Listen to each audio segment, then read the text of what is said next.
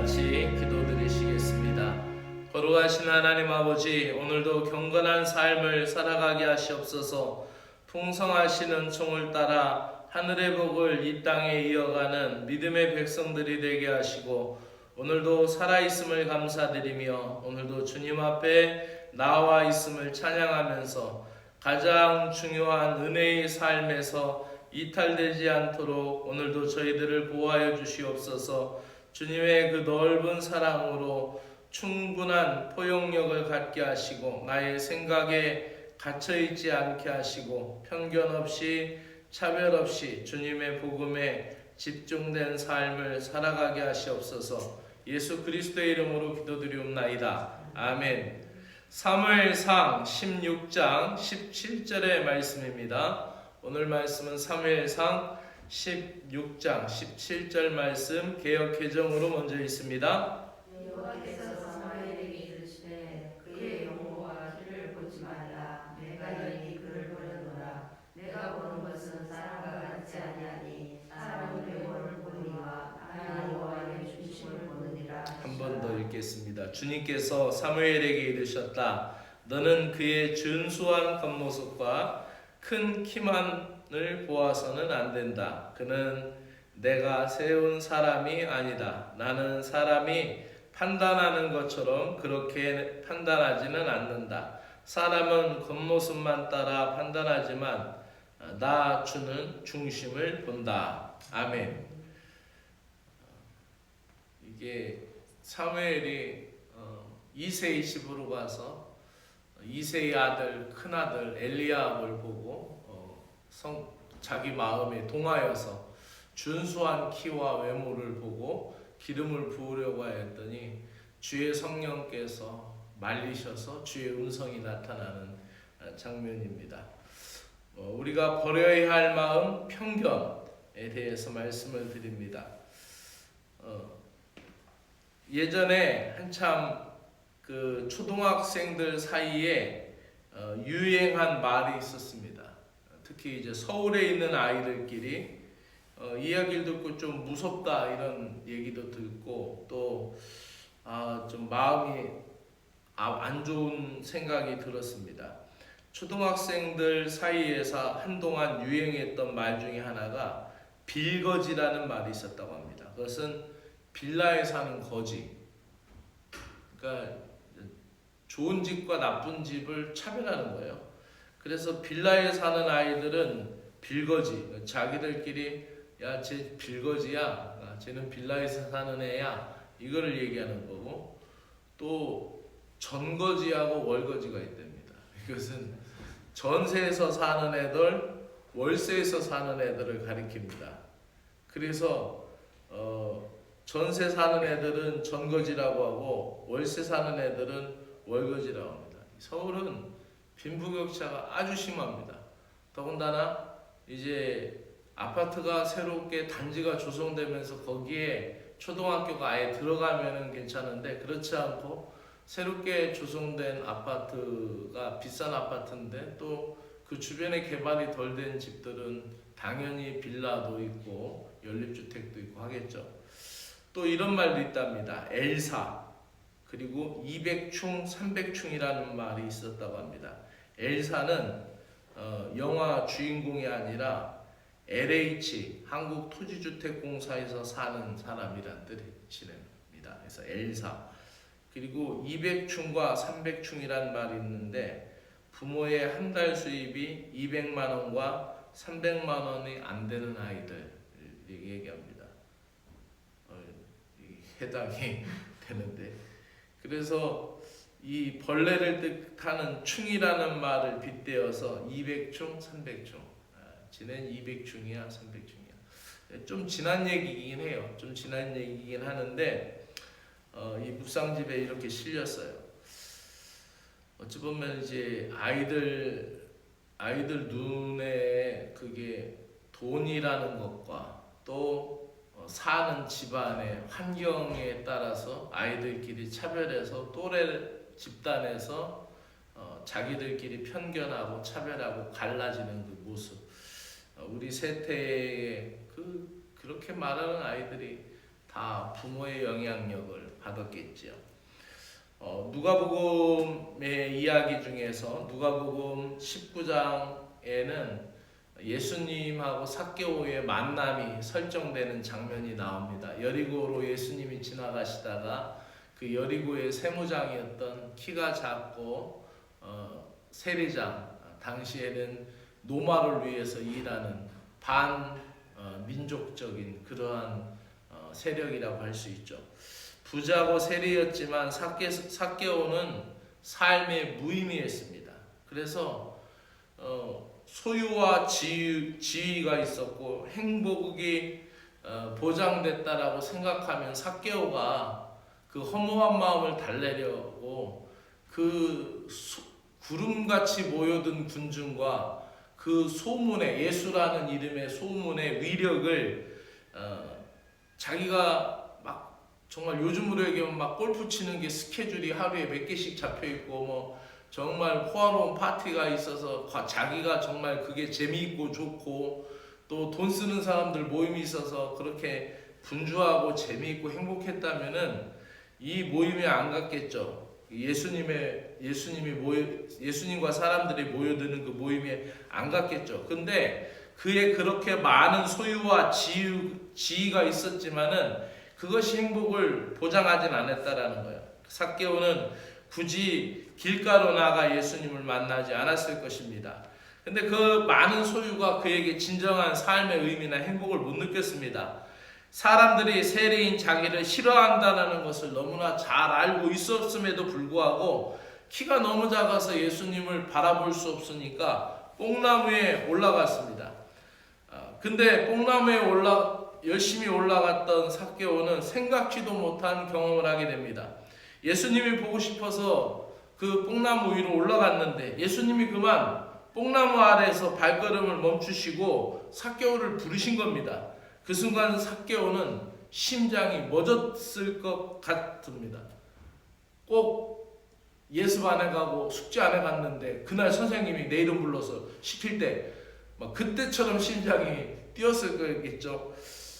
이 삭개오는 심장이 터질 것 같았을 겁니다. 근데 한편으로는 바로 이분이구나, 이분이 나를 알아보시는구나 하는 삭개오는 기쁨으로 뛰어내려와서 예수님을 자기 집으로 모셨고 그날 삭개오는 전혀 다른 사람이 되었습니다. 그런 놀라운 변화가 일어났지만 삭개오를 바라보는 많은 사람들의 시선이 이 누가복음 19장에 나타납니다. 뭐라고 나타나냐면 죄인의 집에 들어갔다. 예수님이 죄인의 집에 들어갔다. 그리고 그 변화된 삭개오, 내 절반, 내가 토색한 것이 있으면 4배나 갚겠고 내 절반 나눠서 다 사람들에게 나눠주겠고 그랬는데도 이렇게 변화된 삭개오를 바라보지 못하고 삭개오는 여전히 매국노고 삭개오는 여전히 노마를 위해 일하는 나쁜 사람이고 그래서 예수님마저 싸잡아서 비난했고 그날 삭개오는 그동안 자신의 삶을 지배했던 헛된 욕심에서 벗어나 지금과는 전혀 다른 삶을 살겠다라고 예수님 앞에 다짐했고 그런 삭개오는 예수님의 구원의 선포, 오늘 이 자리에 이도 아브라함의 자손이다라는 그런 선언을 받아냈습니다. 말씀을 마치면서 사람들의 마음속에는 무서운 편견이 자리 잡고 있습니다. 세리는 죄인이고 하나님의 백성이 될 수 없다라는 당시 유대 사람들이 자기들 멋대로 성경에도 없는 말을 편견으로 지어놨습니다.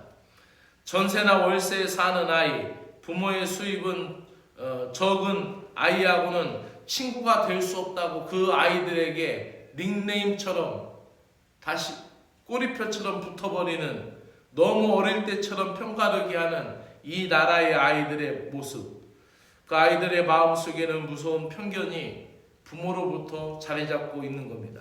편견을 버리지 못하는 한 우리는 한 걸음도 의미 있는 삶을 향하여 나아갈 수가 없습니다. 편견은 공정하지 못하고 한쪽으로 치우친 생각이고 부당한 판단을 의미합니다. 편견은 부정한 생각과 태도뿐만 아니라 또 한쪽으로 치우쳐서 한쪽은 또 너무 호의적인 표현과 생각일 수도 있습니다. 편견은 일반적인 견해이고 편향된 견해입니다. 미국의 사회심리학자였던 고든 올포트는 편견은 충분한 근거도 없이 다른 사람을 나쁘게 보는 생각이다라고 정의했습니다. 사순절에 그리스도인들이 버려야 할 마음 가운데 하나가 바로 편견입니다. 사무엘 보고 외모를 보지 말고 편견하지 말라라고 하신 주님의 말씀을 새기며, 또 예수님께서 사람들은 다 편견으로 바라보았던 삭개오에 대해서 아브라함의 자손이라고 선포한 것처럼 우리도 편견을 버림으로 더 많은 사람에게 자유롭게 다가설 수 있는 신자가 되어야 하겠습니다. 기도드리겠습니다. 주님, 편견을 버리게 하여 주시옵소서. 낚시 바늘 끝에 역으로 꼬부라진 미늘처럼 우리 마음에도 마음의 미늘이 있습니다. 지독한 편견의 눈으로 세상을 바라보며 내 편과 너희 편을 가릅니다. 그럴 때에 우리 마음 안에는 주님의 나라가 임할 여지가 없습니다. 주님, 편견에 가득 찬 우리의 생각과 마음을 용서하여 주시옵소서. 편견을 깰 수 있는 주님의 은혜를 허락하여 주시옵소서. 예수 그리스도의 이름으로 기도드리옵나이다. 아멘.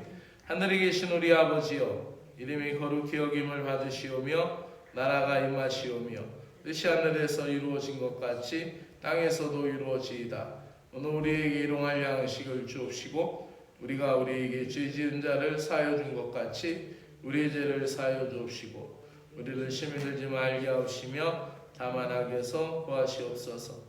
나라와 권세와 영광이 아버지께 영원히 있사옵나이다. 아멘.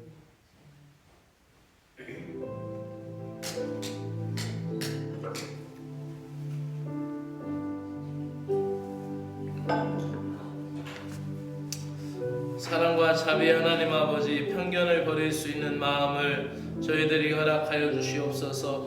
오늘 이 아침 우리를 기도의 자리로 부르시고 주의 말씀으로 이 하루를 시작할 수 있는 은혜의 시작을 허락하여 주시니 고맙고 감사를 드립니다. 주 하나님 아버지, 사무엘에게 사람은 외모를 보지만 나 여호와는 중심을 보느니라 라고 말씀하시며 외적으로 차별하지 말라, 육적으로 차별하지 말라, 이런 말씀을 하시는 것을 보게 됩니다.